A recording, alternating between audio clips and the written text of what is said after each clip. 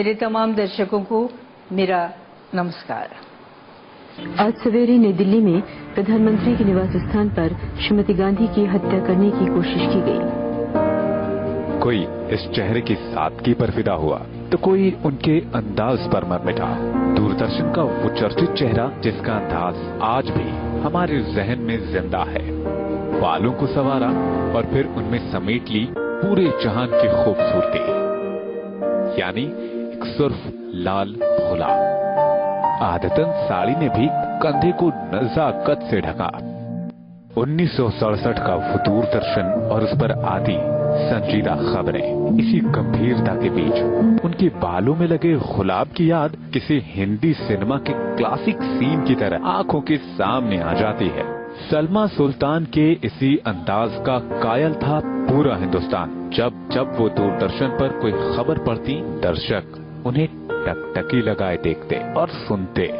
कानों के बगल से झांकता गुलाब और सलीके से बांधी गई साड़ी, इस स्टाइल ने वो समा बांधा कि कई हिंदी फिल्मों की हीरोइनें यही अंदाज अपनाने लग गईं। गुलाब मुझे बहुत पसंद है और मेरे गार्डन में बहुत गुलाब थे। और जब टीवी का नया जमाना था तो हम लोग नए नए तजर्बे करते थे कि कौन सी चीज अच्छी लगेगी, क्या लगाएं, क्या पहने तो ज्यादा अच्छे लगेंगे। तो मेरे गार्डन में जो गुलाब थे, एक दिन मैंने पिंक साड़ी पहनी और पिंक गुलाब लगाया और नॉर्मली न्यूज पढ़ के आ गए, लेकिन रिएक्शन बहुत जबरदस्त मिला व्यूअर्स का, बहुत पसंद आया उन्हें। दूसरे दिन दूसरे कलर का गुलाब लगा लिया, उसके बाद फिर नहीं लगाया।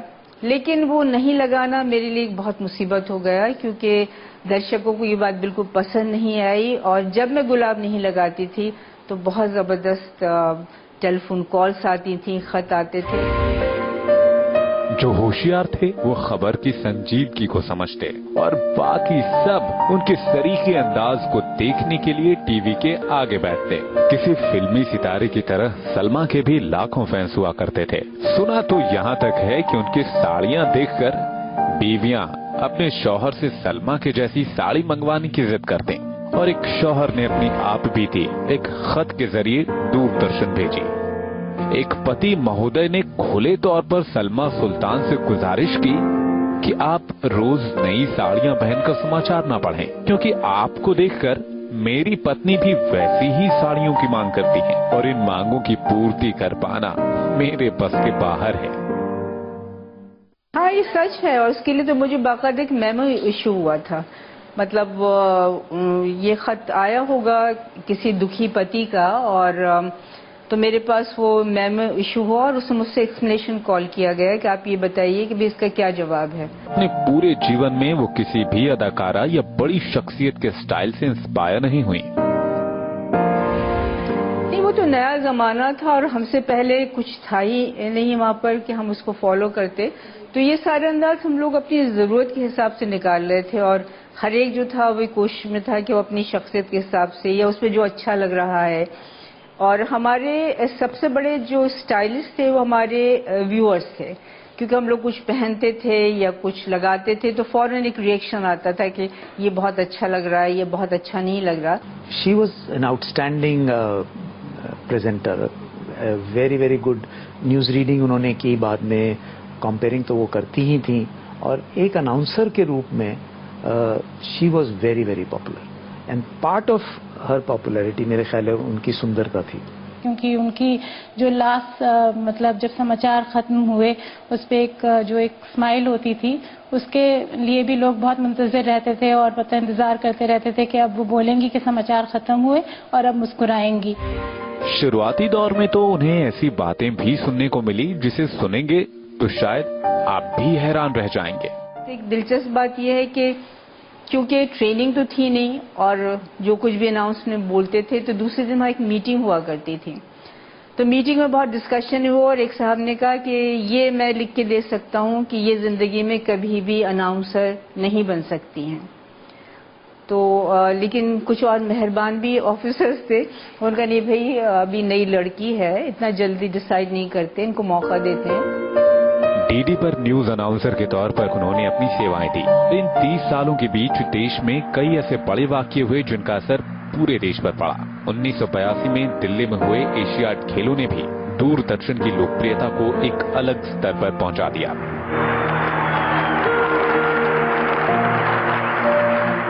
हम लोग के बहुत बड़ा टर्निंग पॉइंट था, एक बहुत बड़ा इतिहास बन रहा था और हम उस इतिहास के हिस्सेदार थे, तो ये बहुत बड़ी बात थी। और दूसरा, उसके लिए जो भी तैयारियां थी उसमें हर एक अपनी अपनी भूमिका निभा रहा था और एज न्यूज कास्टर्स हम लोग अपनी भूमिका अदा कर रहे थे। एशियन खेलों के ठीक बाद एक ऐसी घटना भी हुई जिसने पूरे देश को हिलाकर रख दिया। आज सवेरे नई दिल्ली में प्रधानमंत्री के निवास स्थान पर श्रीमती गांधी की हत्या करने की कोशिश की गई। उन्हें तुरंत all India institute of medical sciences ले जाया गया। वहां पहुंचते ही डॉक्टरों ने उनका उपचार शुरू कर दिया। इस खबर का जितना असर देश की आवाम पर हुआ, शायद उतना ही असर सलमा पर भी हुआ। जब पहली बार उन्होंने ये खबर नेशनल टेलीविजन पर पढ़ी तो पूरे देश में खलबली मच गई। इंदिरा जी की जब ये खबर थी तो ये एक बहुत ही अचानक एक खबर थी। उसकी वजह यह है कि उससे पहले इंदिरा जी का एक इंटरव्यू उनके घर पे होना था और हमारे यहाँ से टीम गई हुई थी और हमारे मेकअप मैन गया हुआ था। तो हम लोग तो उस फ्रेम ऑफ माइंड में थे और उस फ्रेम ऑफ माइंड से जब ये खबर मिली तो ये एक तरह से बहुत ही दिल दहलाने वाली खबर थी, न सिर्फ हम लोगों के लिए बल्कि सारी दुनिया के लिए, सारे हिंदुस्तान के लिए। इंदिरा गांधी की हत्या और राजीव गांधी का प्रधानमंत्री पद की शपथ लेना, एक के बाद एक दो बड़ी घटनाएं दूरदर्शन पर चली। उस वक्त सलमा सुल्तान ने सहकर्मियों के साथ मिलकर लगातार खबरों पर नजर बनाए रखी और इसे आवाम तक पहुंचाया। वो दौर कुछ और ही था, पर आज जमाना अलग है, दौर नया है। न्यूज का डिसिप्लिन ये है कि जो भी चीज है उसको सच्चाई के साथ और कन्विंसिंगली और क्लैरिटी के साथ अपने दर्शकों तक पहुंचाएं। ये एक न्यूज कास्टर की जिम्मेदारी होती है और न्यूज जिस तरह बनती है, जिस तरह बनाई जाती है, वो उनकी जिम्मेदारी होती है कि उसके अंदर बातें ठीक हों, फैक्ट्स हों, लोगों को सही बात पहुंचे। मैं समझती हूँ दूरदर्शन ने काफी हद तक इस जिम्मेदारी को निभाया है।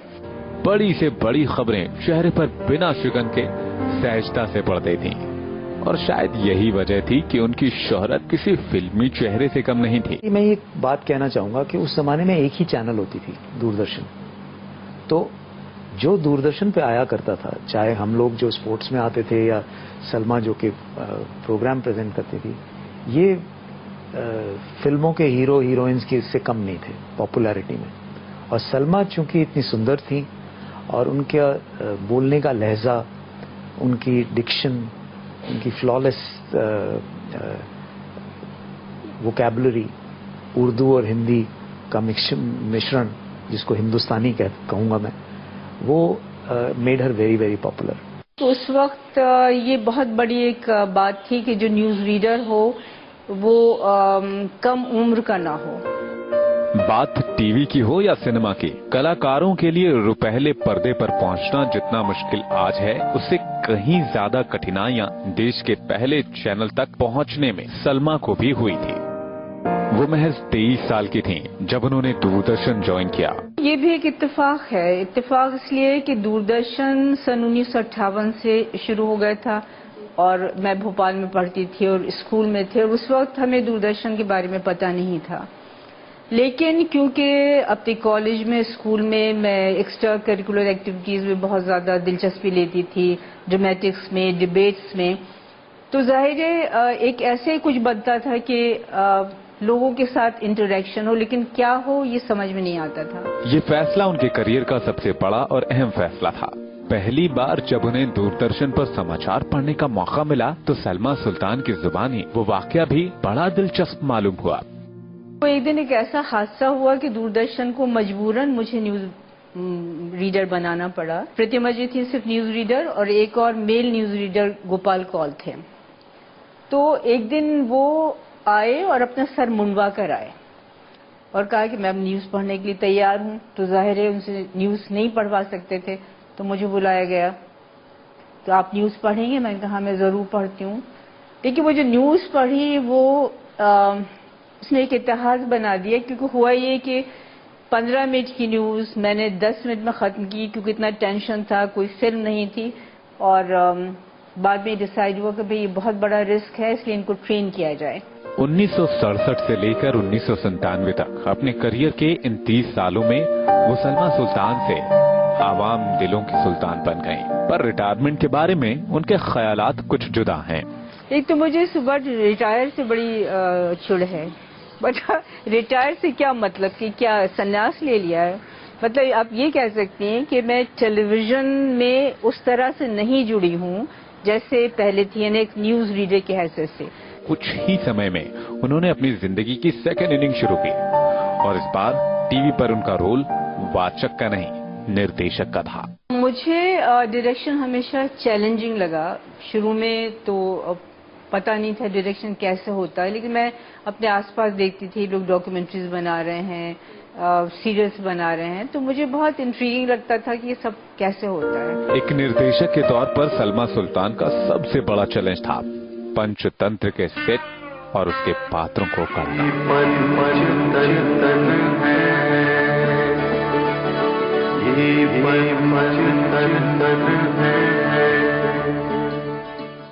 ये नहीं पता था कि स्टोरी कैसे लिखी जाएगी, स्क्रीन प्ले कैसा होगा, लेकिन वो जो इग्नोरेंस थी ना, वो ब्लिस थी, क्योंकि वो इतना बड़ा प्रोजेक्ट था और अगर उसको मैं सोचती कि मैं कैसे करूंगी तो शायद मैं जिंदगी में कभी नहीं कर पाती। तो उसका जो स्क्रिप्ट थी वो राही मासूम रजा साहब ने लिखी, उसका जो म्यूजिक था वो जगजीत जी ने दिया, उसमें शर्मिला टैगोर जी ने एंकरिंग की, भारत भूषण जी, अमजद खान ने उसमें हिस्सा लिया। तो फिर वो एक बहुत ही खूबसूरत चीज बन गई और इस तरह ये सफर शुरू हुआ। उन्होंने अपने धारावाहिकों के जरिए समाज का आईना दूरदर्शन पर उकेरा। सुनो कहानी सुनो और स्वर मेरे तुम्हारे जैसे शोज उन्होंने दूरदर्शन पर उतारे। सुनो कहानी में मैंने राइटर्स की कहानी ली है, जैसे एक मुंशी प्रेमचंद जी की कहानी ईदगाह ली है, वो बनाया है, और कुछ लोक कथाएं हैं वो बनाई हैं। तो वो ऐसी कहानी है जो बच्चों को एक मैसेज भी देती हैं, लेकिन साथ ही में एंटरटेनिंग भी हैं। इतना ही नहीं, आज के समय के धारावाहिकों और कार्यक्रमों को वो सरीखे नजरिए के साथ देखते हैं, पर आज की खबरों को दिखाने का अंदाज शायद उन्हें नहीं भाता।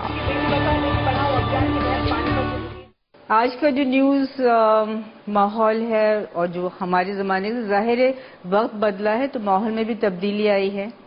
आजकल की जनरेशन जो चाहती है, आजकल के देखने वाले जो हमारे यंग व्यूअर्स हैं, वो जो देखना चाहते हैं तो मीडिया उनको वो दे रहा है।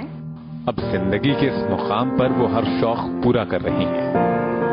हर वो चीज जिसमें उन्हें दिलचस्पी है वो उनके पास और साथ नजर आती है। मेरे अपने शौक है, म्यूजिक मुझे बहुत पसंद है, कुछ कभी कभी कुछ पोइट्री लिख लेती हूँ, नेचर बहुत पसंद है, फिर उसके बाद फैमिली है, मुझे इंटीरियर डेकोरेशन बहुत पसंद है। शी लव्स गार्डनिंग, उन्हें घर को अच्छा रखने का बहुत शौक है, इंटीरियर्स का बहुत शौक है।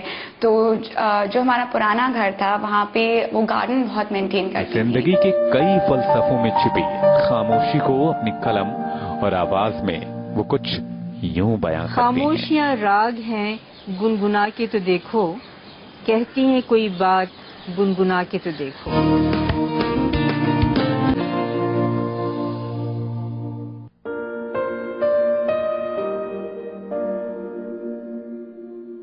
कविताओं के अलावा उन्हें संगीत में भी दिलचस्पी है।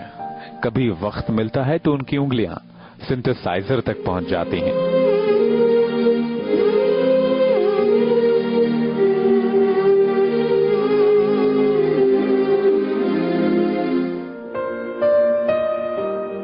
उन्हें इंटीरियर डेकोरेशन का भी शौक है।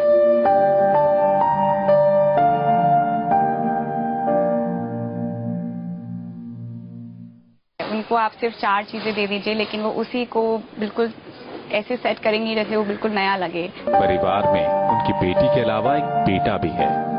अब वो दादी और नानी भी बन चुकी हैं। मैं बहुत इंस्पायर्ड हूँ, इमेंसली इंस्पायर्ड हूँ उनके स्टाइल से। इनफैक्ट मैं आई कीप ट्राइंग कि मैं रोज लगा के देखती हूँ and with the kind of hair she has कि मैं कैसी लग रही हूँ। I try to copy her. पर वो सुल्तान बनकर पैदा हुई और उम्र के इस पड़ाव पर भी वो सुल्तानों की तरह जिंदगी का साथ निभा रही हैं। शादी हुई पर उन्होंने अपना सरनेम नहीं बदला। भोपाल में एक ट्रेडिशन है कि वहाँ लड़कियां अपने नाम के आगे सुल्तान लगाती, क्योंकि वहाँ पर 100 साल तक औरतों ने हुकूमत की है। सुल्तान जहाँ बेगम, शाहजहां सुल्तान। ये एक बड़ी आम सी बात है। तो जाहिर है मेरे नाम के आगे भी सुल्तान उसी तरह लगा। उस जमाने में महिलाएं ज्यादा काम नहीं किया करती थीं। घर की चार दीवारी को लांघकर चौखट के बाहर एक नई पहचान कायम करना काफी मुश्किल था। My father happened to see her on television and he fell in love with her and he said कि मैं इसी से शादी करूंगा। So I think it was love at first sight. नहीं, उन्होंने मुझे टेलीविजन में देखा और पसंद किया और बाद में मैंने हाँ कर दी। तो ये तो मुलाकात का किस्सा है। मुझे एक बहुत दिलचस्प बात याद आती है जो मैं अपने व्यूअर्स से शेयर करना चाहूंगी कि जो मेल ईगो होती है वो कहीं न कहीं अपना काम करती जरूर है। उन्होंने एक खत लिखा दूरदर्शन को कि मेरी वाइफ जो है वो रिजाइन करती हैं जॉब से। अच्छा, मुझे इसके बारे में पता नहीं था। मुझे दफ्तर से फोन आया कोलीग का कि भाई तुम्हारा तो रेजिग्नेशन लेटर आया हुआ है यहाँ पर। मैंने कहा मैंने तो कोई रेजिग्नेशन लेटर नहीं भेजा। तो हाँ, ऑफिस में मीटिंग हुई तो उन्होंने कहा नहीं भाई ये तो सलमा जी के हाथ का लिखा हुआ, जब लेटर आएगा तभी हम उसे एक्सेप्ट करेंगे। तो खैर बार जब मुझे पता चला मैंने फिर बात की, मैं वापस आई, मैंने ज्वाइन किया। अपने काम के प्रति समर्पण ही उन्हें आज इस मुकाम पर ले आया। कई मशहूर टीवी चैनल पर कई बार उन्हें सम्मानित किया जा चुका है। मुद्दत के बाद उसने जो की लुत्फ की निगाह, जी खुश तो हो गया मगर आंसू निकल। उनके प्रशंसक उन्हें क्वीन ऑफ रोजेस कहकर बुलाने लगे। क्वीन ऑफ रोजेस कहते हैं, ये सुन के तो बड़ी खुशी हुई, लेकिन इसकी दास्तान में बहुत कांटे हैं। हमने भी जानना चाहा कि 50 साल से कायम इस मुस्कान और शख्सियत के पीछे राज क्या है। तो वो कहती हैं, मैंने आपसे इतने मुश्किल सवाल का जवाब देने का वादा नहीं किया था। उनकी नजर में जिंदगी इतनी भी आसान नहीं। जिंदगी जो है एक जंग है और जंग लड़ने के लिए बड़ी तैयारियां करना पड़ती हैं। उसमें बड़े उतार चढ़ाव आते हैं। उस उम्मीद की लौ को जलाए रखेंगे तो आप जिंदगी में आगे बढ़ते रहेंगे, और जब तक हम जिंदा हैं हमको अपनी इस लौ को जला के रखना ही पड़ता है। 1969 में शुरू हुआ खूबसूरती, सादगी और संजीदगी का ये सफर आज भी किसी न किसी रूप में बदस्तूर जारी है। काश हम परिंदे होते, एहसास में कम होते, वादियों में बस उड़ते, हवाओं पर सफर करते, बादलों से घोंसले तक हमारे बस सफर होते। काश हम परिंदे होते।